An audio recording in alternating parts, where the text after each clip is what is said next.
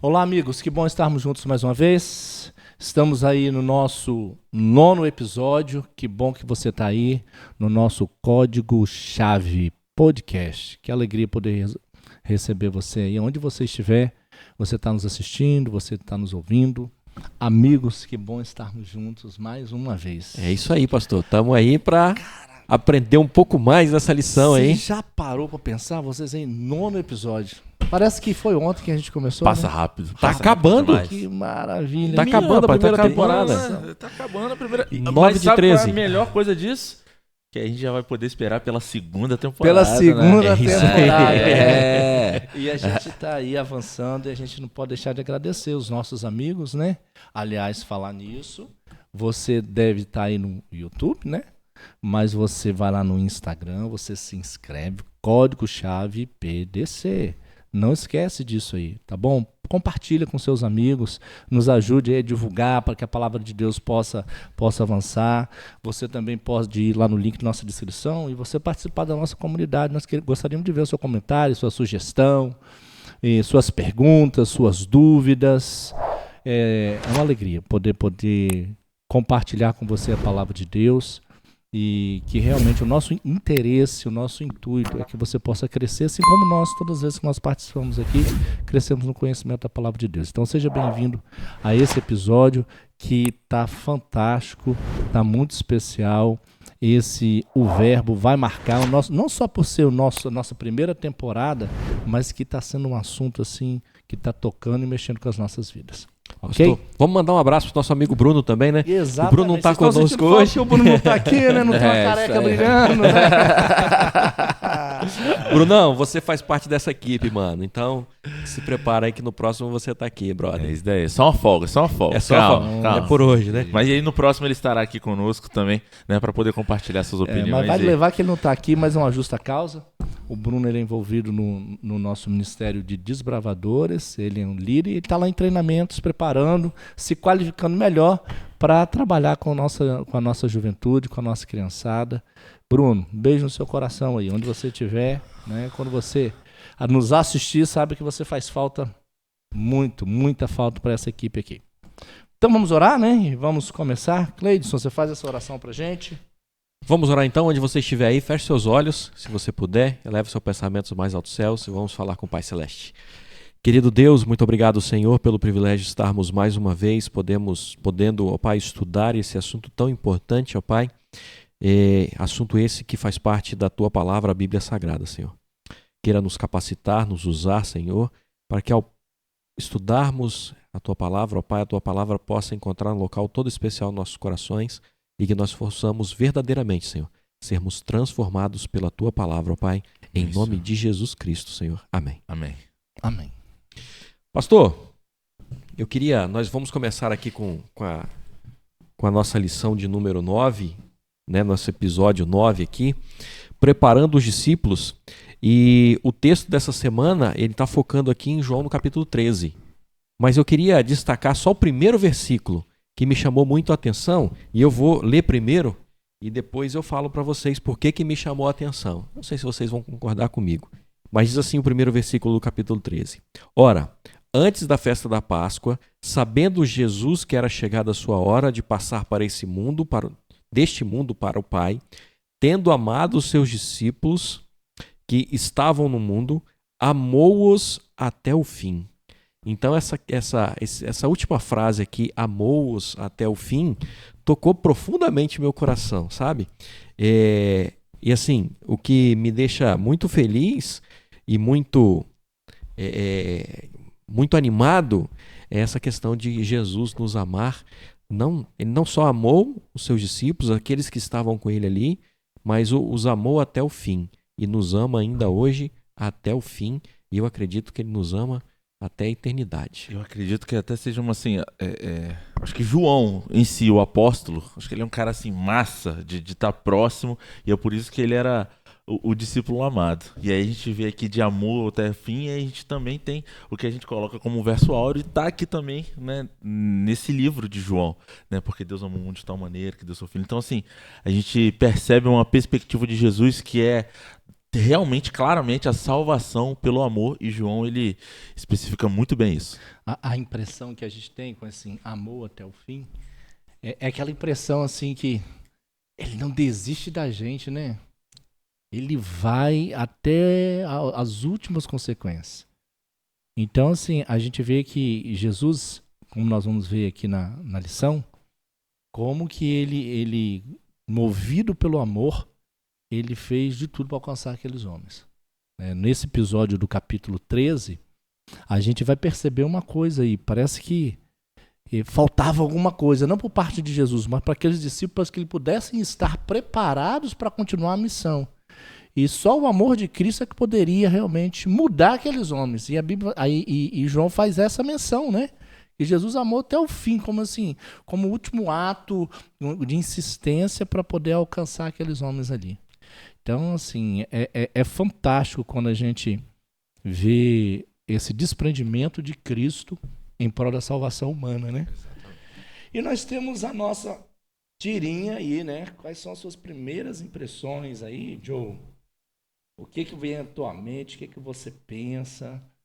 O que você entendeu? Vocês devem estar acompanhando aí a tirinha, né? A gente tá com uma bacia aí e tá acontecendo um lava-pés. E aí tá a frase: quem não vive para servir, não serve para viver. E aí eu peço até licença aqui, porque agora esse é o momento que eu vou puxar a sardinha, né? Pro meu clube de jovens, minha base.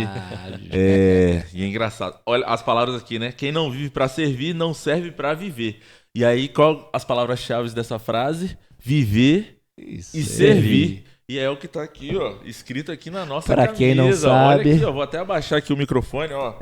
Viver e servir. É a base jovem do qual o Joe é o nosso diretor. É a base jovem viver e servir. E aí, por que ela tem esse nome? Porque essa frase aqui, inclusive, ela não era uma frase nova, não foi novidade eu ter visto essa frase. A gente já utilizou ela aqui em alguns momentos. E a vida que Jesus propôs aqui pra gente é realmente de servir aos nossos amigos. E aí, tanto que o clube tem esse bordão, né? Viver por Jesus e servir ao meu semelhante. E é basicamente isso que a gente, né, colocou como slogan aí da base, mas também é que a gente precisa colocar de slogan da nossa vida. É basicamente a vida do cristão. É isso. Viver por Jesus e servir ao nosso semelhante. E Jesus foi o exemplo pra gente pra tudo, né? E principalmente nessa questão de ser servo, né? E servir ao próximo, e viver para servir ao próximo. E isso me chama muita atenção nessa cena do lava-pés, né? Ninguém esperava por isso. E o próprio Jesus, naquele momento, ele pega a bacia, ele coloca água, ele se ajoelha ali, ele faz o lava-pés. Isso nos mostra muito a respeito do caráter de Jesus e o caráter que nós devemos adquirir de Jesus. Sermos servidores, servirmos o nosso próximo com humildade. Aí a gente vê assim, preparando os discípulos, e a gente vê uma bacia com água, né, em umas mãos lavando os pés. O que isso tem a ver com o cristianismo, né? Preparando eles para quê? Quando a gente vê assim o contexto que aqueles homens aguardavam o Messias, que seria um libertador, eles olhavam para Cristo esperando que ele assumiria o reino e eles seriam os principais súditos, né? Aqueles que estavam próximos de Jesus, iam ser os principais do novo reino, aonde eles sairiam do jugo romano, agora estariam livres para um novo reino, onde Cristo agora, né, como nós vimos na lição passada, eles tentaram, no episódio passado, tentaram aclamar Jesus como rei, né? Num ato de desespero, quando eles estavam cantando Hosana, Hosana, na realidade é salva-nos, né? Hosana para eles ali era salva-nos, liberta-nos de Roma. Eles tinham uma concepção errada do reino de Deus, completamente errada. E agora com a Santa Ceia, Jesus agora está preparando aqueles discípulos para que pudesse, ele dá continuidade, porque ele já havia começado a anunciar para eles que o seu ministério terrestre estava acabando. E como que eles iam seguir o ministério do reino? Então, João agora, no capítulo 13, do verso 1, né, ele faz uma declaração que foi o que o Cleidson leu logo no início aí, né? Jesus diz assim que a sua hora já era chegada. Então Jesus já estava indo, se despedindo. Mas quem que ia levar? Quem que ia dar continuidade à pregação do Evangelho? Eu vejo a Santa Ceia, e já agora a gente já passando aí para o nosso contexto, né? Eu vejo a Santa Ceia como um último ato de Cristo para alcançar o coração daqueles homens. Eles ficaram ali, nesse período todo de 3 anos e meio com Jesus, eles viram Jesus pregar, eles viram Jesus curar, viram Jesus ressuscitar, mas parece que ainda eles não estavam preparados para dar sequência no reino. E agora Jesus ele monta todo um cenário, né, para que aqueles homens pudessem ser alcançados. E eu entendo aqui que dá uma grande lição para todos nós, que o cristianismo verdadeiro, ele começa com uma bacia e com água dentro. Uma bacia com água. Eu acho que é ali que começa. Se nós não estamos dispostos, né, a nos colocarmos numa situação de serviço, nós não estamos prontos realmente para poder seguir o Mestre. Eu acho que é tudo isso que Jesus estava querendo dizer aí. Jesus tinha um grupo de seguidores ecléticos, como nós vimos aqui. Ele se encontra com uma mulher que já tinha 5 maridos. Ele tem agora por seguidor um cego de nascença, né, que já estava doente. Aliás, que estava doente, um homem que estava doente há 38 anos, e depois um outro com cego de nascença. Cego. Então, olha o grupo de Cristo. Aí depois ele vai um homem que tem os seus títulos, um homem importante que encontra com ele às escondidas, um homem com tanto conhecimento e influência. Então, Jesus, ele tinha um leque muito grande de pessoas, e esse era o grande desafio de Cristo, é fazer com que essas pessoas, elas queriam um reino, mas elas não entendiam qual era o significado de ser um discípulo deste reino. Esse era o grande desafio. Nós vamos seguir a Jesus, vamos seguir. Alguns seguiam para querer pão, né? Peixe, para ser alimentado, outros na esperança de que ele ia fundar um reino, mas Jesus queria alcançar aquelas pessoas e mostrar para elas assim, qual é a essência do reino. E a cerimônia de ceia, ela veio como último ato para fazer essas pessoas entenderem isso, qual é a essência do reino. Talvez a gente não consegue entender isso, né? Pois é, e o título assim do contexto, né, é até um título forte, que é nome de obra de arte, né, a Última Ceia, né, o título aqui do nosso contexto. Mas quando a gente fala de discipulado, é impossível não pensar em Jesus, né? Quando a gente fala de discipulado, é preparar, assim, o que eu entendo, né, é preparar uma nova geração, preparar pessoas para que possam liderar. E aí, talvez até saindo um pouquinho do assunto, mas a gente vê como que os 12 discípulos, né, na época deles de aprendizado, podemos dizer assim, eles eram pessoas como nós, né? A gente pode perceber, né, como que eram as histórias que estavam ali envolvidas, às vezes eles impedindo que certas pessoas chegassem. Então a gente, né, até pensava que, poxa, esses discípulos eles têm que estar mais próximos. Mas só que conforme, né, o discipulado ele foi passando, né, como eles se tornaram líderes, né, depois que eles precisaram levar essa palavra de salvação às outras pessoas. Então a gente pensa aí, pelo menos nas mortes que eles tiveram, maioria delas foram mortes assim bem punitivas, né, dolorosas, e todas por causa do evangelho, né? Então eles conseguiram fazer esse discipulado de continuar a levar a mensagem de salvação. E aí a lição ela traz muito, né, que né, nessa última ceia, nesses últimos momentos, o que Jesus ele optou por entregar, por expressar, foi um profundo amor ali pelos seus seguidores e um amor pelos seus discípulos. Ele já sabia o que ia acontecer. Ele poderia talvez ter tido não sei, uma outra atitude, mas não tem como a gente saber o que está passando na cabeça de Deus, mas o que ele deixou de exemplo neste último momento foi entregar, expressar amor para as pessoas. Ele passou tranquilidade, serenidade, e era isso que ele estava, né, distribuindo para as pessoas que estavam ali próximas. Era um ensinamento que eu acredito que Jesus queria dar Era um aos discípulos, né? Como o pastor falou ali, naqueles últimos momentos, aquelas últimas horas que Jesus estava passando, em vida ali com os discípulos, antes dele ser preso ali, ser açoitado e ser crucificado, ele quis mostrar que o mais importante de tudo aquilo é o amor, né? E toda a jornada, o ministério de Jesus foi demonstrando amor, foi focado no amor. Então ele quis, gente, é assim. E foi uma grande surpresa para os discípulos isso acontecer. E a gente olha quando os discípulos, né? Eu estou até me atropelando um pouco o tema, mas a gente olha quando o Jesus fala que vai lavar os pés ali, os discípulos ficam assustados. Não, que isso? De maneira nenhuma. Outra lição, né? Outra lição. Eles não estavam preparados. Não, você é líder, você não pode estar lavando os nossos pés, não. Exatamente.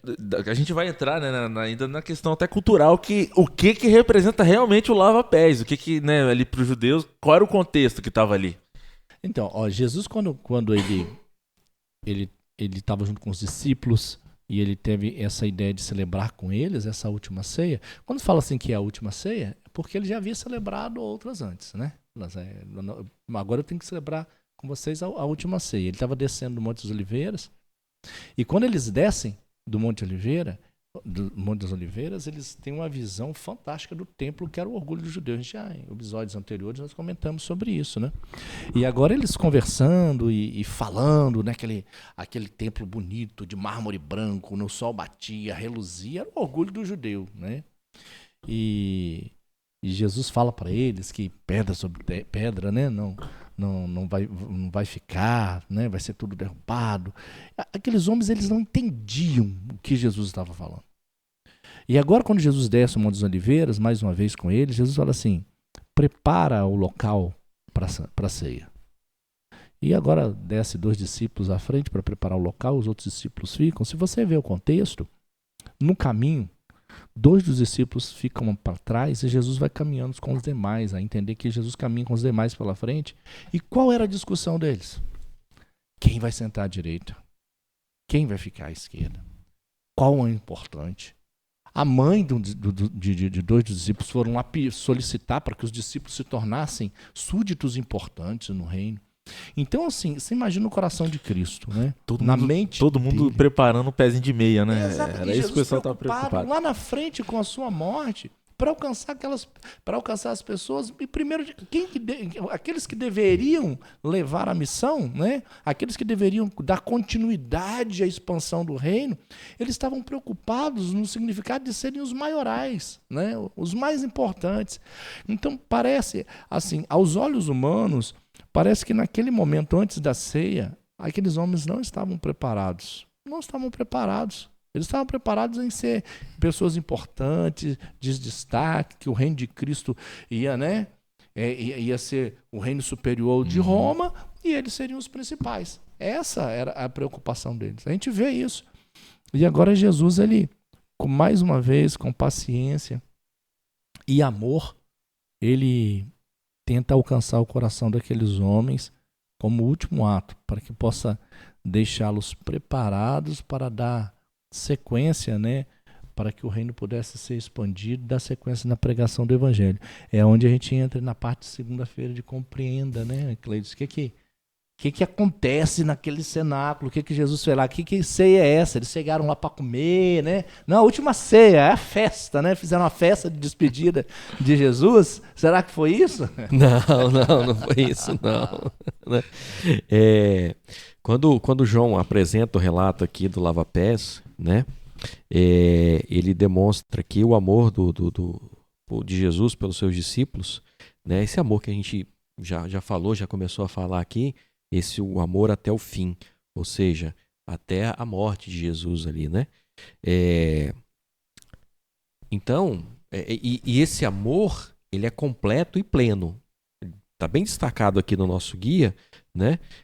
O amor, Jesus amou os discípulos de maneira completa e plena, né?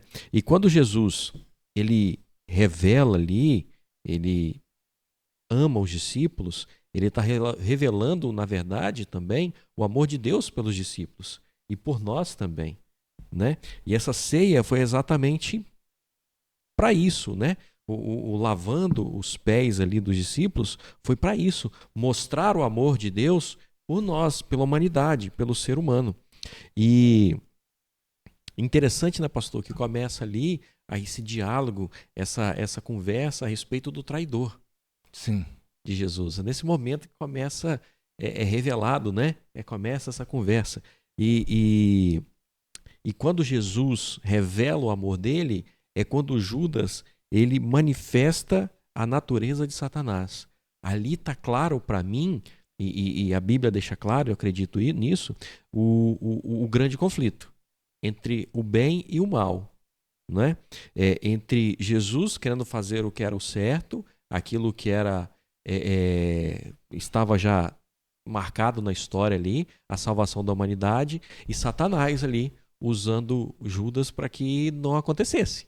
O clima naquela Santa Ceia parece que não estava favorável, né? Você vê que vem os discípulos discutindo quem são os principais. Exatamente. Entre eles havia um clima de rivalidade já mesmo, entre eles. Quem será o maior, né? Não é? Nesse reino. Aquele que se achava o mais importante, aquele que se achava que era o líder, gente com temperamento difícil. Olha o grupo que Jesus estava ali. E era o grupo que Jesus tinha para que pudesse dar continuidade à obra. Como alcançar aqueles homens?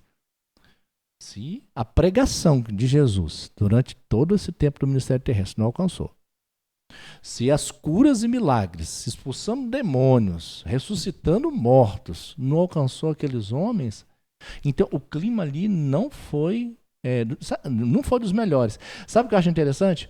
Você não vê em nenhum momento ali eles começando ali, pelo menos não está no relato bíblico, né? Ele fazendo uma oração, batendo um papo, só lá no final que termina eles saíram cantando, né? Parece que durante todo o período, né? E a gente vai ver aí, houve uma mudança, mas o clima estava tenso. E se o amor não transforma, absolutamente nada nesse mundo pode transformar mais, né, Cleiton? E interessante aqui que em todos os momentos, né, Jesus ele serviu inclusive Judas. Ele lavou os pés de Judas, ele serviu a Judas, ele fez a sua parte com Judas, né? E ele o amou até o fim. Até o fim. Né? E não mesmo desistiu. Assim, e não desistiu. E mesmo assim, ele foi traído. E quando Jesus prevê que foi Judas, porque naquele momento ali Jesus prevê, ele falou, vai ter um traidor entre vocês. E os outros discípulos falaram, quem é, Senhor? Quem é? Quem é? Quem é? E Quem? Vem a curiosidade. Não tem nenhum fofoqueiro aqui, né? Mas sempre rola aquela fofocazinha santa. E não assim, é fofoca, é só curiosidade. Só curiosidade, exatamente. E assim, quando Jesus prevê quem é o traidor, que há um traidor, quem é o traidor, a lição diz também aqui pra gente, né? A previsão de Jesus, de que Jesus seria traído, é mais uma evidência de que ele é o eu sou, que se revelou a Moisés. Então, ou seja, Jesus está se revelando aqui quem ele era, até nesse momento da ceia, até nesse momento da traição, né? Então, isso nos traz para a gente a certeza de que Jesus é o enviado, nos traz aqui o amor grandioso que ele tem, a humildade dele lavando os pés dos discípulos, enfim, nos traz... É muito gostoso você ver essas características de Jesus para com os discípulos, que isso se reflete para a gente. E aí essas são as características do discipulado, né? E aí o discipulado envolve em a gente seguir a Jesus, mas também fazer com que outras pessoas sigam, né? E aí a gente continue nesses passos. E aí a gente está falando de humildade, Jesus deu essa grande lição de amor. E aí eu até comentei na questão do lava-pés, né?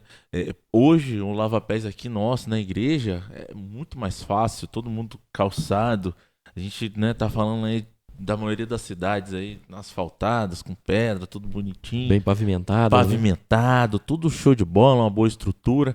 E aí quando a gente volta lá para aquela época, a gente tava falando de desertos, de um clima árido, de não existia calçamento já. Então a gente tava falando de situações mais extremas. Então quando Poeira a gente impregnada poeira impregnada nos mesmo, pés, porque né? como é que as pessoas se locomovem? Tem que andar 1.000 quilômetros. A gente tem aqui. O cara ia andando, cara. Andando. Se ele tivesse show de bola, né? Nas condições aí, ele ia ali com jumentinho. Se ele fosse muito rico, ele ia a cavalo. Então, assim, então a gente tá falando de um lava-pés onde era feita uma limpeza profunda. E aí o lava-pés ele tem todo esse ritual de verdadeiramente humildade, porque é você limpar, né, os pés da outra pessoa ali, os pés imundos, sujos, realmente com barro impregnado, poeira impregnada. Então a gente está falando ali, né, de uma coisa que é verdadeiramente a humildade. A humildade, né? Como você vai se colocar, se prostrar na frente de uma pessoa e lavar os pés dela, né? Com a gente vê completamente essa situação de humildade, né? Servidão, se você se acha maior do que ela. Tanto que foi essa briga, né, que os discípulos não, né, a gente já tá falando aqui do final do ministério, então já tá todo mundo dividindo, né, qual a sua posição no reino. Então, eles já tinham a certeza que Parece que estava tudo. Os cargos já estavam determinados. Jesus é né? uma autoridade e o Acredita reino vai vir. Então, como o Senhor, que é o chefe de todo esse reino, vai lavar os meus pés, vai se prostrar aqui diante de mim para poder lavar os meus pés imundos? E aqui, ó, em resposta ao serviço cheio de amor de Cristo para conosco, amamos e servimos uns aos outros com toda disposição. Então, quando a gente tem esse exemplo de Cristo, nós acabamos fazendo aquilo que ele fez conosco para com os outros. Olha, quando os discípulos desceram para preparar aquele local, eles prepararam a mesa, né? Estavam ali a mesa posta, e agora tudo pronto. Quando Jesus chega com os demais discípulos, a mesa estava pronta. O pão estava lá, o suco estava lá, havia uma bacia, havia uma talha com água, havia uma toalha. Eles entram, sentam à mesa, começa a bater papo, né? A conversar e tal. Mas era comum, era da cultura, né? Você tinha um ritual de purificação. Os pés, eles precisavam ser lavados para se sentar à mesa. Precisavam ser lavados. Só que assim, se eu convidasse você à minha casa, você vai participar da ceia comigo na minha casa. É a ceia da Páscoa, você vai na minha casa. Quando você chegava na casa do judeu, tinha um escravo, mas não era qualquer escravo. Tinha uma hierarquia entre os escravos. Então, o mais humilde, o mais simples dos escravos é aquele que era separado. Você vai lavar os pés dos meus convidados, dos meus anfitriões. Os meninos foram lá, os discípulos foram lá, prepararam e tal, e deixaram tudo pronto, sentaram à mesa e conversa e tal, vem falando das coisas que estavam acontecendo no caminho. Jesus é um bom proseador, a gente vê isso, imagina, né? Jesus contando histórias, Jesus, assim, como ele conta histórias. Chega o momento, agora nós vamos fazer aquilo que a gente veio fazer aqui, né?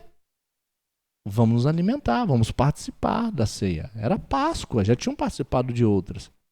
Mas naquele momento a ficha cai. Como é que a gente vai comer sem se purificar? Eu imagino que um olha para o outro e fala assim: ei, quem foi que organizou isso? Quem é que vai lavar os pés? Só um escravo poderia fazer aquilo. Ninguém estava disposto. Naquele momento você vê que aqueles homens não estavam preparados para a obra que Jesus tinha preparado para eles, que estava reservando para eles realizar, que é a pregação do Evangelho. A essência do reino ainda não havia sido descoberta por aqueles homens. Jesus deu aquele sermão no monte, lá no capítulo 5, né? De humildade, de entrega, de resignação, de resiliência, sabe? E agora aqueles homens não haviam entendido. Então bastou Jesus se levantar, e quando Jesus se levanta, aqueles homens se assustam. Jesus se levanta da mesa, ele cinge-se com uma toalha, e é ali que se cumpre exatamente o que foi descrito por Isaías, né? Que ele assume a forma de servo. Quem chegasse naquele momento e abrisse a porta do cenáculo, né? Abriu a porta e chegasse ali e visse Jesus naquele momento, ia pensar que ele era um escravo, porque ele assumiu literalmente, quando ele se enrola, ele cinge com a toalha, ele assume a forma de servo. Então Jesus literalmente, ali naquele momento, ele se fez servo. O Rei da Glória. Aquele que João fala assim, ele é Deus. Agora ele não usurpou em nenhum momento, Paulo diz isso lá em Filipenses, em se tornar uma criatura. Aquilo impactou o coração daqueles homens. Aqueles homens, agora, naquele momento, eles sentiram, a ponto de, quando Jesus começou, Pedro foi o primeiro. Aqui não. Tinha uma frase antiga, né, que a gente já ouviu, né? Falava desse jeito, pesa pra caramba, né? Mas creio que já ter ouvido isso no passado. Aqui não, violão, né? Já ouviu essa frase? Verdade. Aqui não, violão. Falando, não, meus pés, de jeito nenhum. Então, aquele era um ritual de humildade, um símbolo de humildade, mas também de purificação. De purificação. Então, naquele momento, Jesus mostrou para eles, ó, para que o reino, você possa ter parte comigo no reino, Pedro e os demais, vocês precisam ser purificados. Vocês precisam permitir que eu possa lavar vocês. Então, aquele momento do lava-pés ali, e é o único momento, o único episódio, o único autor bíblico que faz menção a esse episódio do lava-pés é João. Você não encontra em nenhuma outra passagem bíblica, a não ser em João do Evangelho 13, no capítulo 13 do Evangelho de São João, você não tem nenhuma outra passagem que faz referência ao lava-pés. Eu vejo a Santa Ceia naquele momento, com a cerimônia do lava-pés, o último ato de Cristo, revelando o seu amor por aqueles homens, tentando colocar no coração deles a essência do reino. Eu estou preparando vocês para o serviço. Mas aí, Joe, vem comentando aí, agora sobre, um pouquinho mais sobre Judas, né? Aparece um outro discípulo, aquele a quem Jesus ama, né? Então acontece tanta coisa ali, né, cara? Essa parte é legal. Só hein? num capítulozinho você tem tanta coisa aqui que não dá tempo da gente muita comentar, coisa né? acontecendo. É muita coisa acontecendo. Mas tem que comentar, né? Porque é a parte do comente, né, pastor? Agora sim! Mas quando eu li o título, né, do comente, é engraçado. A gente está falando aqui de discipulado, preparando os discípulos. A gente está falando de amor. A gente está falando de humildade. A gente está falando de servidão.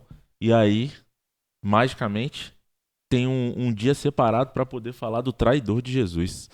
E aí eu fiquei pensando, será que né, o autor, na hora de montar, eles queriam mesmo que a gente pensasse nisso? E aí já é uma coisa que particularmente eu pensei, né? Tá falando aqui Judas, Jesus e o discípulo amado. Engraçado, a gente não tem como a gente separar amor, servidão e humildade, separar isso de, assim, provações, de pessoas que talvez vão fazer com que a gente realmente viva isso, né? É aquela velha máxima que a gente ora pedindo a Deus paciência, né? Aí até o pregador fala, não ora a Deus pedindo paciência não, porque para ele te dar paciência, ele não vai simplesmente te dar paciência, ele vai te dar situações que vão fazer você desenvolver a paciência. E aí a gente aqui, né, a gente tá falando de Judas, o escolhido aí para poder trair Jesus, cara. Então esse cara, assim, ele carregou um peso muito sinistro. E aí já começa falando sobre o aviso. Você já até comentou um pouquinho, né, na parte do compreenda, né? Jesus deu esse aviso: tem um traidor entre vocês. E aí eu fico pensando que deve ser igual aquele jogo, né? O detetive, para nós aqui a gente chama de máfia, né? Que cada um sorteia aqui, aí cada um pega um papel, aí um é acusado ali, outras pessoas são vítimas, e outro é o que é o perigoso, o outro que prende. E aí assim, né? No jogo, quando a gente acorda ali, fica pensando, quem é que será que está cometendo esses crimes? Quem é a pessoa que é o acusado? Quem será que é? E aí a gente tenta descobrir ali. Acredito que os discípulos devam ter ficado assim, né? Quem é que será que é esse traidor, cara? Né? Quem é essa pessoa? Como é que alguém que está aqui no meio pode ter a coragem de cometer, né, tamanha traição? E aí é engraçado que a própria lição diz que, baseado no que eles estavam vivendo, né, a forma que Judas ele estava integrado ao grupo, as pessoas ali, era impossível imaginar que seria ele. Então aqui, ó, eles sequer podiam imaginar aquilo, que ele poderia ter essa coragem para poder trair a Jesus. E aí É um perigo que a gente corre quando nós estamos próximos de Jesus pelos motivos errados. Talvez a gente está na igreja, talvez a gente está buscando Jesus da maneira errada ou pelos motivos errados. E um desses motivos, a lição traz que o quê? A gente está falando ali do discípulo amado. E aí, na cabeça de Judas, ele automaticamente falou o quê? Poxa, não tem jeito. João é o discípulo amado. João é o preferido de Jesus. O que eu vou fazer então? Se de um lado João já está lá, né, nesse reino aí que está para vir, que Jesus ele é o rei dos reis, né, senhor dos senhores, nesse reino novo aí, se João já está do lado direito, o que eu vou fazer? Eu vou pegar o lado esquerdo, né? Eu tenho que uma coisinha aí tem que sobrar para mim. E aí essa já era o pensamento de Judas. Então ele estava ali pelos motivos errados. E quando a gente querendo ou não, mesmo que a gente busque uma coisa boa, mas pelos motivos errados, a gente se torna um alvo fácil para Satanás. E essa parte do comente aqui, ele vem falando que esses acontecimentos afligiram o Jesus profundamente. Exatamente. Porque mesmo ele sendo Deus, ele ainda era o ser humano, porque mostra, né? Aquilo que a gente falou que ele é o único da sua espécie. Ou seja, ele era Deus, mas também era ser humano. Isso afligiu ele. Né? Porque mesmo ele amando, ele sabia que ia ser traído. Interessante isso, né? Você vê que a traição, assim, ela fere, machuca. Porque a traição sempre vem de alguém que é próximo, de alguém que é amado, de alguém que é admirado, de alguém que é querido. É sempre no contexto. Se não for alguém que tem uma simpatia, né, que a gente não tem simpatia a essa pessoa, que não tem carinho, que não tem admiração, não é traição. Não é traição. A traição só faz sentido se for uma pessoa próxima a você. Da verdade. Gente, é assim que acontece. E Jesus, dentro desse contexto também, João vem a todo tempo mostrando que ele é Deus, mas ele também é homem, né? Então ele sente isso também. E agora, Judas... com o propósito de estar mais próximo de Cristo, porque é isso que ele pensava, né? Que ele queria estar no alto escalão, ele queria estar no posto mais elevado. Qual a melhor forma? Estando junto de Cristo. E você bem falou, Joe, às vezes a gente está na igreja por motivo errado, né? Por formalidade, por rotina. Sei lá, eu nasci na igreja, cresci na igreja, estou indo para a igreja. Mas nada acontece no nosso coração. Nada acontece na nossa vida. Talvez como aqueles discípulos, né? Caminhando, vindo para a igreja, mas continuam com a cabeça do mesmo jeito. Talvez a gente não tenha noção qual é a essência do reino para nós. E a gente vai se levando pelas correntes, né, pelos ventos dos pensamentos, das filosofias, das ideias, né? As pessoas falam e a gente vai para esse lado, vai para o outro, porque a gente precisa estar focado em Cristo Jesus e no seu amor. Então, imagina a dor do coração de Cristo em ver que aqueles homens ali, e entre eles alguém de confiança, e a lição comenta ali a maneira como Jesus tratou Judas, né? É isso que eu ia destacar, pastor. Mesmo ele estando no lugar certo, mas com o objetivo errado, mesmo ele sendo traidor, Jesus identificando ele como traidor, mas Jesus de maneira nenhuma apontou o dedo para ele, condenou a ele, criticou a ele, humilhou a ele, até porque não era Judas, né, o verdadeiro adversário de Jesus. Judas estava sendo usado ali pelo inimigo. Sim. Por Satanás.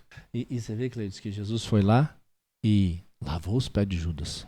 Lavou os pés dele. Serviu ele. Jesus serviu Judas. Deu pão para ele comer. Deu pão para ele comer. E mais ainda. Colocou ele próximo, deu a ele um lugar de confiança. Que queria mais? Às vezes nós seres humanos não estamos satisfeitos, né? A gente quer mais, sabe? E aquilo ali foi demais pro coração de Cristo. Foi demais pro coração de Cristo. Então você vê que Jesus, com esses seus discípulos, ele passou por maus bocados, né? Chega um momento, o maior desespero dele, ele pega 3 dos discípulos e fala assim: eu vou subir mais um pouco, vocês ficam aqui, ora por mim. Ele só para orar quando desce Parece que aqueles homens não estavam entendendo a batalha que que Jesus estava vivendo. Às vezes a gente acha assim, eu sou da igreja, estou na igreja. Mas será que a gente tem entendido o grande conflito que a gente está vivendo aqui na Terra? Que a gente vive tão desapercebido. Ir para a igreja, cumprir os rankings que às vezes se pede, né? Dentro da base, já é o suficiente? Será que é realmente? Já estavam 3 anos e meio, se somos com Jesus, mas esses 3 anos e meio vendo Jesus ensinar, curar, ressuscitar, não foram suficientes. E ainda, assim, ainda digo outra coisa, né? O senhor falou de todas essas questões que foram demais para o coração de Jesus, mas também foram demais para o coração de Judas. Acho que pela parte humana, né, depois que a gente faz alguma coisa, talvez até uma maldade com uma pessoa, você para e pensa assim, rapaz, não precisava ter feito com aquela pessoa, o cara é tranquilo, né? Acho que exagerei. Você vê como é que dói, né? Machuca o coração, assim, a gente, né?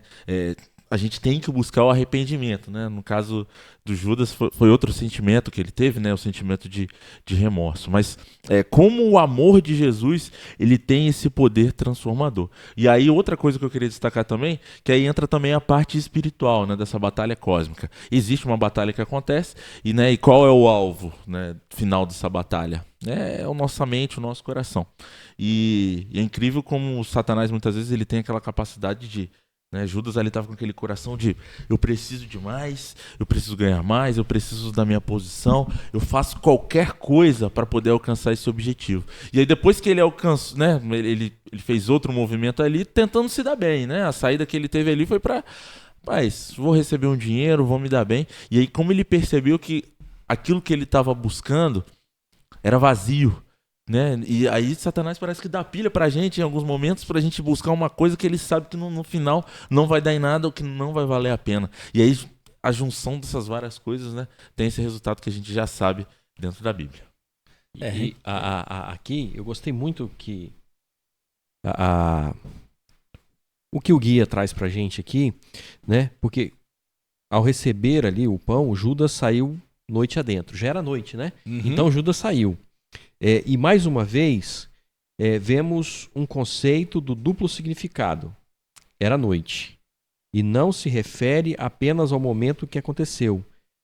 Desde as páginas iniciais do Evangelho de João, enfatiza que existe um conflito entre luz e trevas. Judas se afastou completamente da luz, que é Jesus, e caminhando para a escuridão completa. Então foi a decisão que Judas tomou. Mesmo estando ao lado de Jesus, caminhando com ele 3 anos e meio, vendo dele os milagres, os acontecimentos, o amor demonstrado por outros e por ele também, e mesmo assim ele ainda não se converteu de quem era Jesus. Você vê, né? É um contraste entre o amor de Cristo e a dureza do coração de Judas, né? Isso me traz, pastor, para mim, né, e para você que está em casa também, que a gente tá na igreja não significa que a gente tá salvo. Exatamente. Entendeu? Machuca, são palavras difíceis de ouvir, tá, Cleiton? Sim. Né? Sim. São palavras assim, pesadas. O que significa a nossa salvação? O que nos dá a garantia da nossa salvação?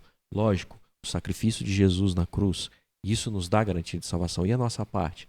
E eu sempre bato na tecla, e eu sou chato com isso às vezes. E aonde eu vou pregar, onde a gente vai fazer um bate-papo, um PG, ou até mesmo durante a recapitulação da lição no Maranatha Class, eu costumo enfatizar isso, o relacionamento que nós temos com Jesus. Nós temos que ter um relacionamento profundo com Jesus. É viver na presença dele todos os dias, né? Essa é a nossa grande necessidade. Judas passa a representar aqueles que têm oportunidades de escolher a graça, mas eles optam pelo egoísmo e pela rejeição. Exatamente. Infelizmente é grande tristeza. Mas vamos avançar porque o nosso tempo tá corrido hoje, né? A lição tá boa, a lição tá boa. Pensei que não ia render tanto, né? Hipertexto agora, né?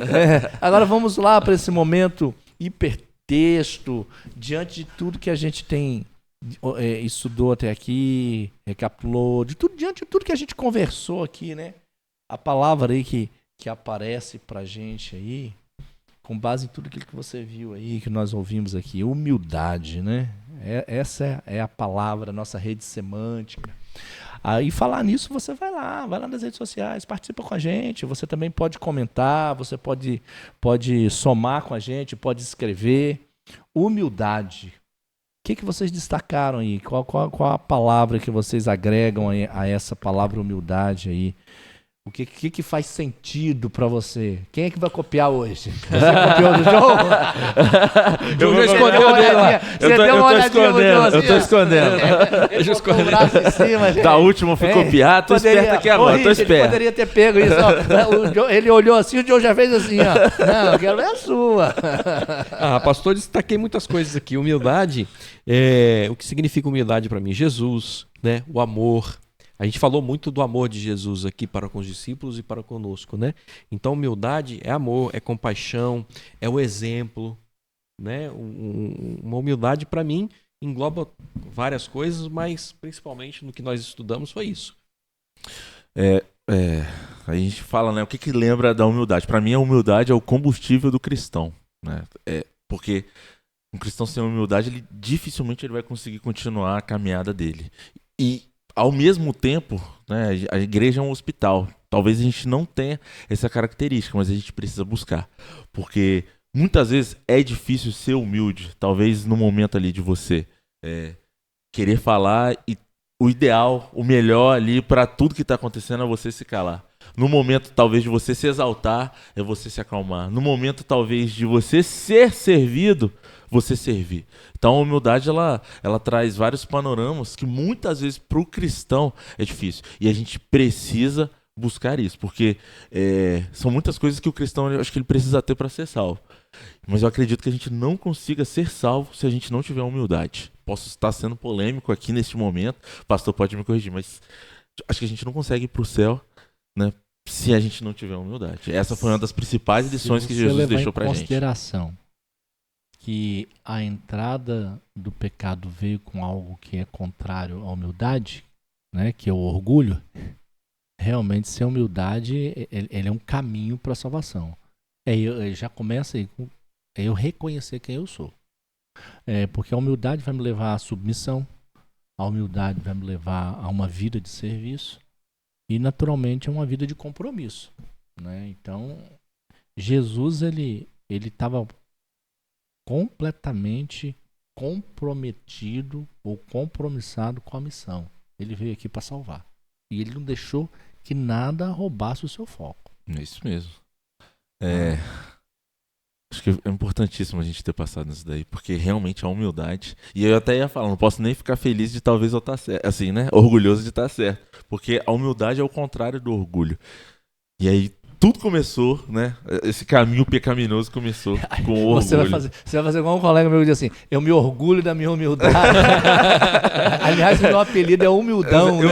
Eu sou a pessoa mais humilde do mundo. Sou tão humilde que não se escreve com H, é com U, né? Então, a gente vê, cara, não tem como cristianismo sem humildade. E o fato de Jesus se fazer, né, um Deus se tornar homem, tá lá, Filipenses declara, né? Tem de vós o mesmo sentimento que houve em Cristo Jesus. Que sentimento é esse? Ele se esvaziou, né, naquele momento de assim, eu sou Deus. Ele poderia dizer assim, eu sou Deus, eu vou lá salvar essa raça pecaminosa. Aí você vê do outro lado uma criatura, sendo criatura, eu quero ser igual a Deus. Um Deus se tornando homem, né, para salvar o homem. Uma criatura querendo se tornar Deus para uma exaltação própria. Então, o cristianismo começa com a bacia com água. E ainda vou falar um pouquinho mais. Eu tinha um treinador, né, para quem não sabe, eu joguei basquete aí na minha infância até adolescência, né, treinei em clubes e tal.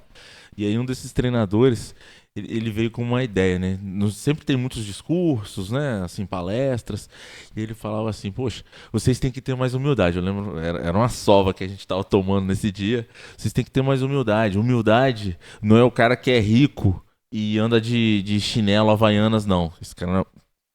Isso não é humildade. Ele falava, humildade é uma pessoa que ela age ou trata as pessoas independente do lugar onde ele estiver. Então, assim, a humildade é ser você, né, numa posição ali de respeito, né, às pessoas, de estar disposto a servir em qualquer lugar que você estiver. Isso tem muito tempo e até hoje eu me lembro que ele disse essas palavras. Palavras sábias. É porque às vezes a pessoa assim, fulano é humilde. Tem gente que se fica na postura, né?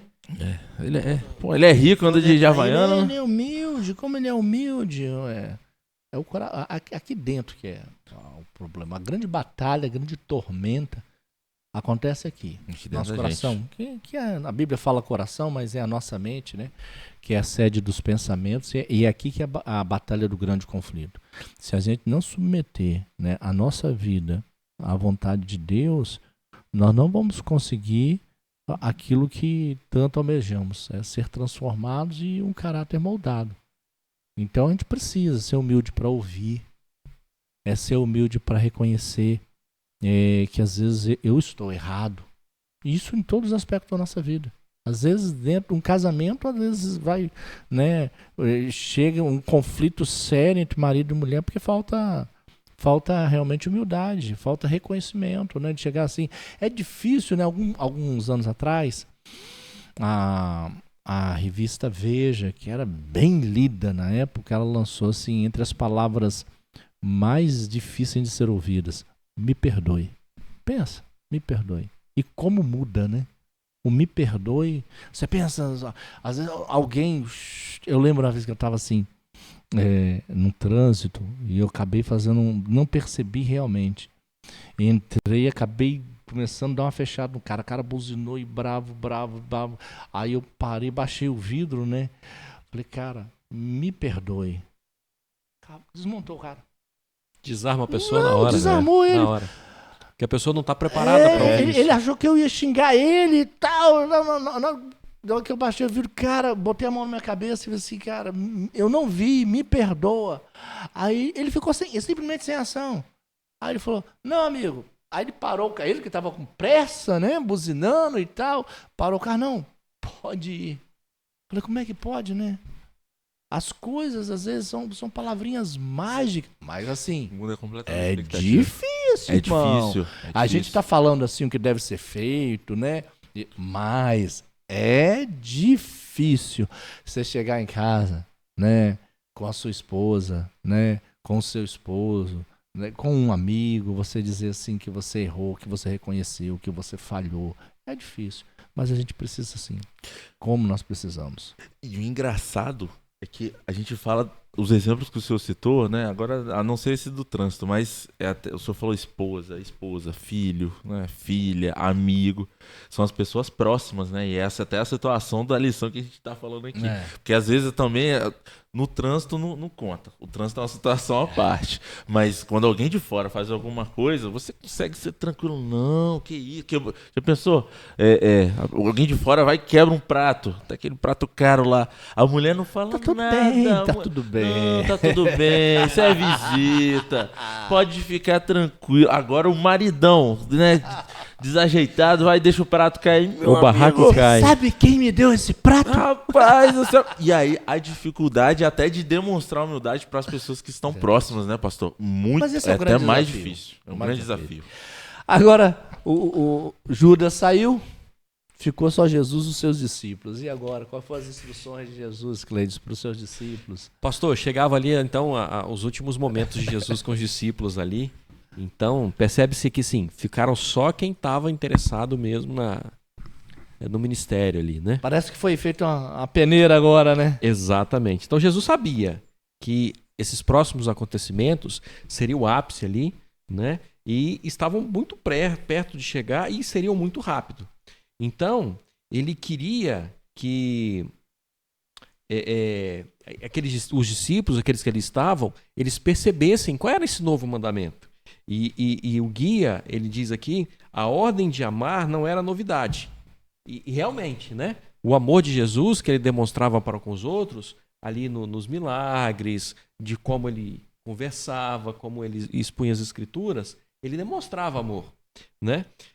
Mas a humilhação e a morte de Cristo ilustrariam uma profundidade de amor que até então desconhecida para os discípulos. Eles ainda não esperavam isso. Por mais que eles estivessem com 3 anos e meio com Cristo, eles não esperavam essa atitude de humilhação, de humildade, de amor, né? E os lava-pés e a crucifixão de Cristo lançaram uma nova luz sobre o significado do amor. Isso me chamou muita atenção, que isso é profundo, né?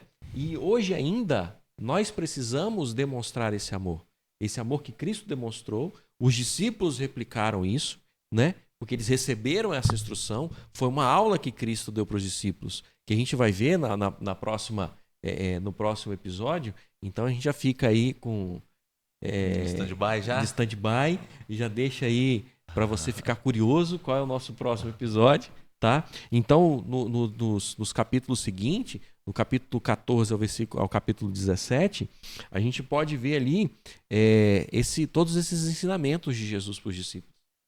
Né? Esse bate-papo, essa conversa, as instruções que Jesus deu, né? E hoje a gente precisa colocar em prática. Precisa dessa demonstração de amor de Deus por meio do seu povo. E às vezes hoje, pastor, nós vemos muito algumas, e nós precisamos fazer mais as ações. Nós falamos da igreja fora de 4 paredes, fora da igreja, né? Então nós precisamos demonstrar essas ações de amor fora, fazendo ações voluntárias, fazendo algum tipo de envolvimento. Nós estamos chegando perto do final do ano, né? Nós estamos nos últimos meses do ano aí, nos últimos dias, né? E a gente está chegando o Natal.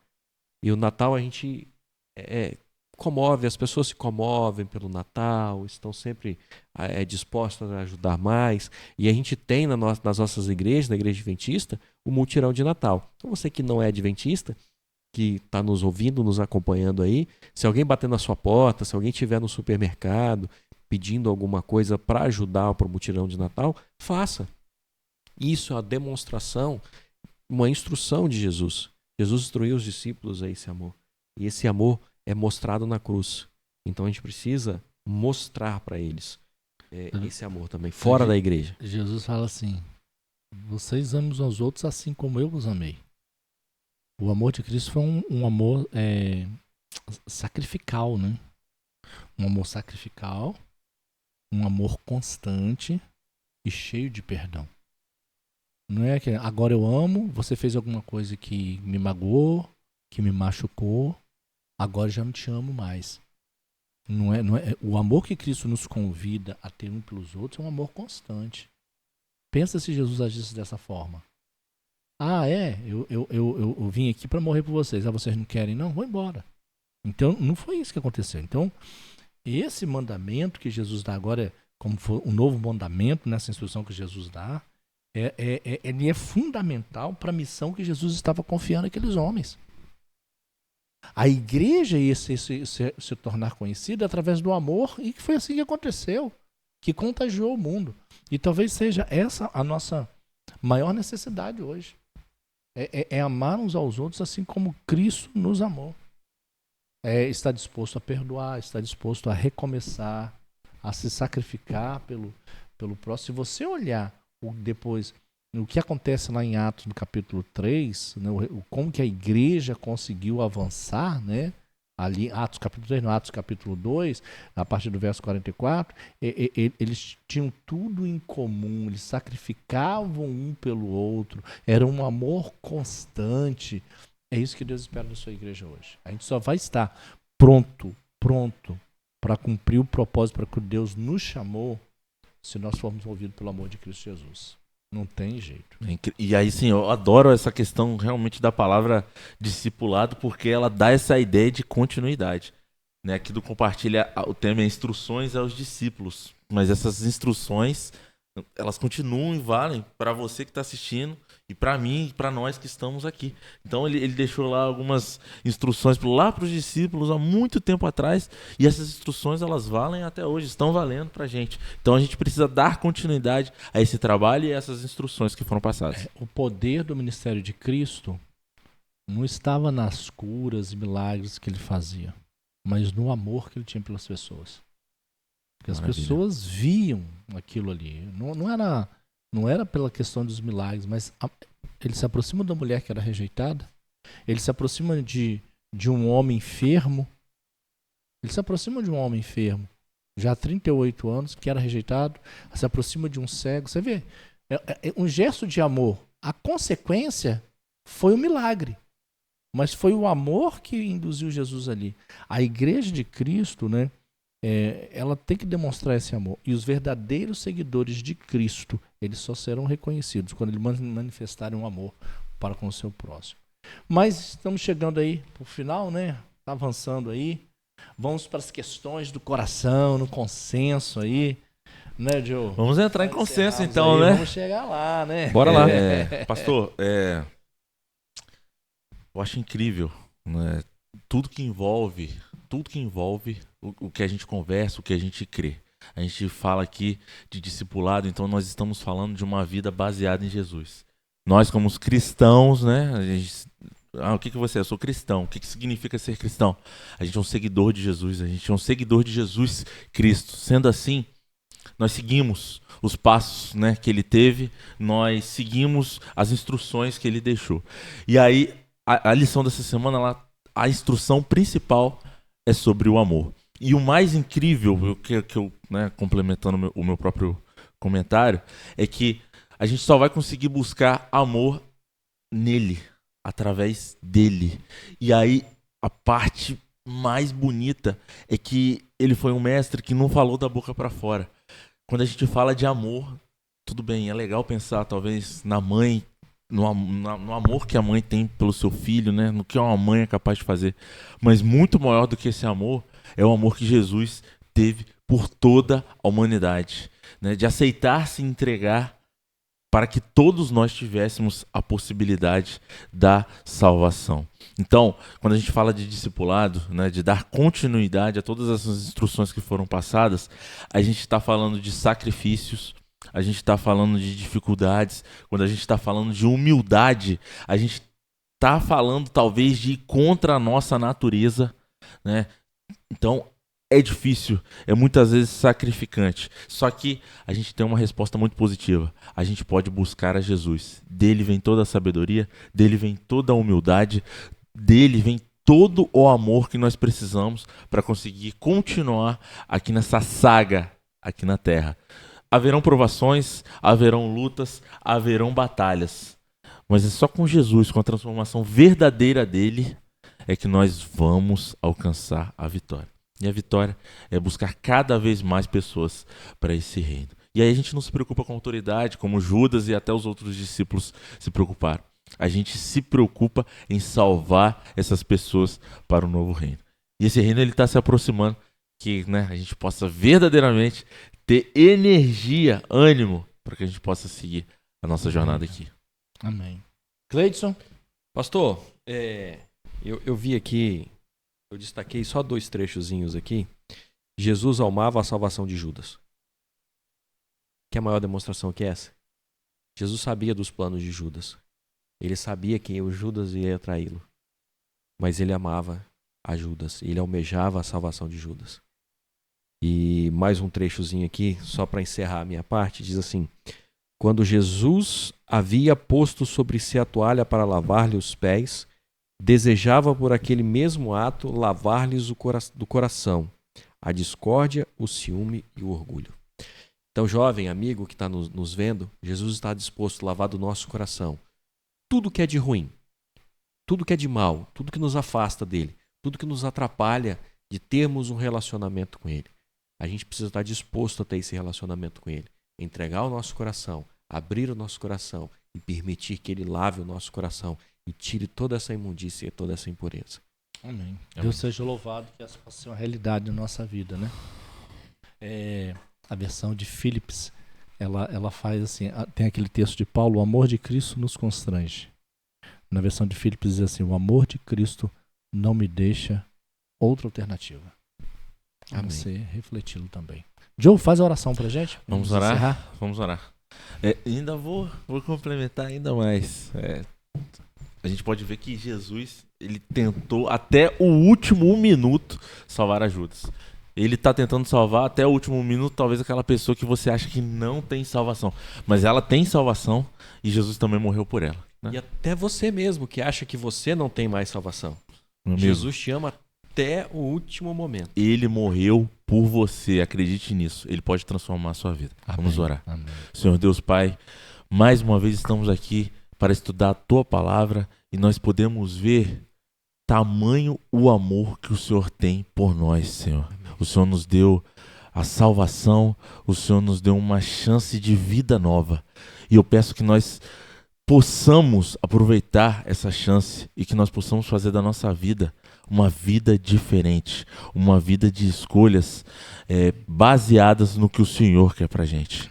Que o Senhor possa a cada dia estar nas nossas vidas, que as nossas escolhas elas sejam sempre conforme o Teu querer. Amém. Abençoe a todos, abençoe a cada um que está nos ouvindo, nos assistindo neste momento. Em nome de Jesus. Amém. Amigos, muito obrigado por você estar participando com a gente. Vai lá, às vezes você assiste, mas se inscreva, tá? Compartilhe.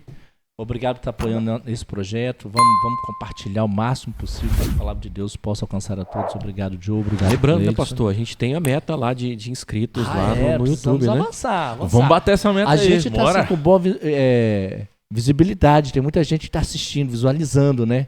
Mas se inscreva também. Você olha lá, né, assiste. Nosso último episódio, né, o penúltimo episódio, teve mais de 500 visualizações, mas a gente ainda Nossa. não chegou nos nossos 500 inscritos. Vamos chegar. Então fica aí a dica, Bora. fica o convite. Beijo no coração. Deus continue abençoando todos vocês. Obrigado. Valeu, Valeu, tamo junto. Grande abraço. Tchau, tchau. Valeu.